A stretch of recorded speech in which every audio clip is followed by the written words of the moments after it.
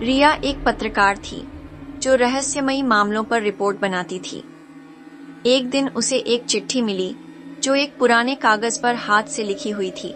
चिट्ठी में लिखा था, तुम्हें सच जानना है तो ठाकुर हवेली लौटो, रात 12 बजे, अकेली आना। यह वही हवेली थी जहां उसके माता पिता आज से 20 साल पहले रहस्यमय हालात में मारे गए थे। तब रितिका सिर्फ 5 साल की थी। हादसे के बाद वह अपने मामा के पास दिल्ली चली गई थी और ठाकुर हवेली को हमेशा के लिए भूलना चाहती थी। लेकिन अब ये चिट्ठी के मिलते ही उसी रात वह अकेली गाड़ी चलाकर राजस्थान के उस वीरान गांव पहुंची।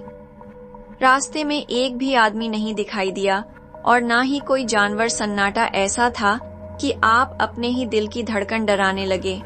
लेकिन रिया उन सभी चीजों को नजरअंदाज करते हुए हवेली के फाटक पर पहुंचते ही और देखती है कि दरवाजा अपने आप खुल गया।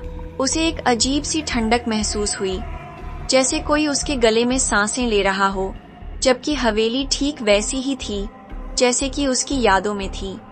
टूटी फूटी दीवारें, दीमक लगे दरवाजे और जाले से भरे हुए कमरे। रिया हवेली के अंदर जाती है और तभी दरवाजा जोर से बंद हो जाते हैं और उसके मोबाइल का नेटवर्क भी चला जाता है और घड़ी की सुई ठीक 12 पर आके रुक जाती है।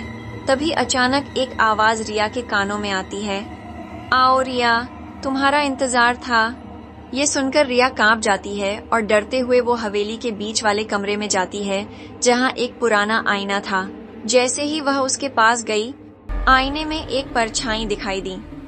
वो परछाई एक औरत की थी जो एक लाल जोड़े में थी और उसके बाल उसके चेहरे पर बिखरे थे और आंखें खून से लाल थीं।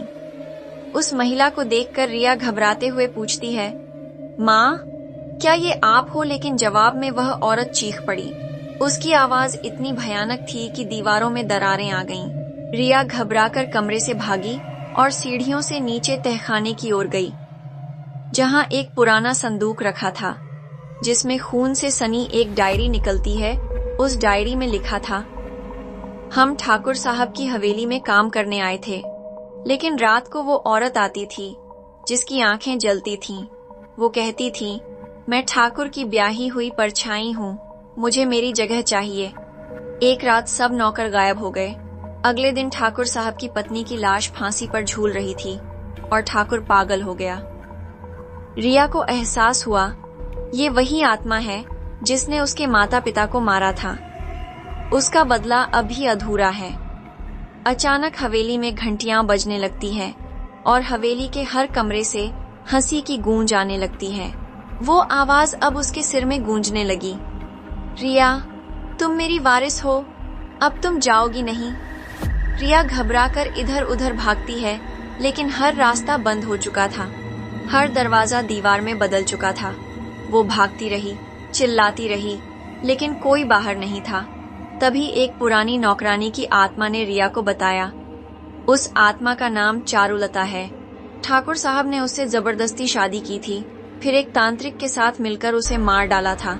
लेकिन अब वो आत्मा बन गई है और अब वो हर पीढ़ी में से एक लड़की को चुनती है और अब बारी तुम्हारी है। ये सब सुनकर रिया कांपने लगती है और घबराहट के मारे उसे पसीने भी आने लगते हैं। रिया को अब सब समझ आ गया था। वो आत्मा उसे अपने वंश की उत्तराधिकारी मानती है। तभी आईना दोबारा चमकने लगा और उसमें से चारुलता की आत्मा ने हाथ बढ़ाया, अगर तुम मेरे साथ न चली तो मैं तुम्हारा असली रूप सबको दिखा दूंगी। रिया ने कांपते हुए अपना हाथ बढ़ाया, पर जैसे ही दोनों के हाथ आपस में टच हुए तो पूरी हवेली हिलने लगी।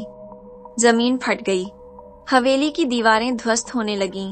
एक तेज चीख हर तरफ गूंज उठी और फिर सब शांत हो गया। सुबह जब गांव वाले आए तो उन्होंने देखा हवेली पूरी तरह गिर चुकी थी और उसके मलबे में रितिका की लाश नहीं थी, बस एक लाल जोड़ा और जलती हुई आंखें और एक नया आईना जिसमें कोई औरत हंस रही थी। क्या ये हवेली की आत्मा का अंत था या एक नई शुरुआत?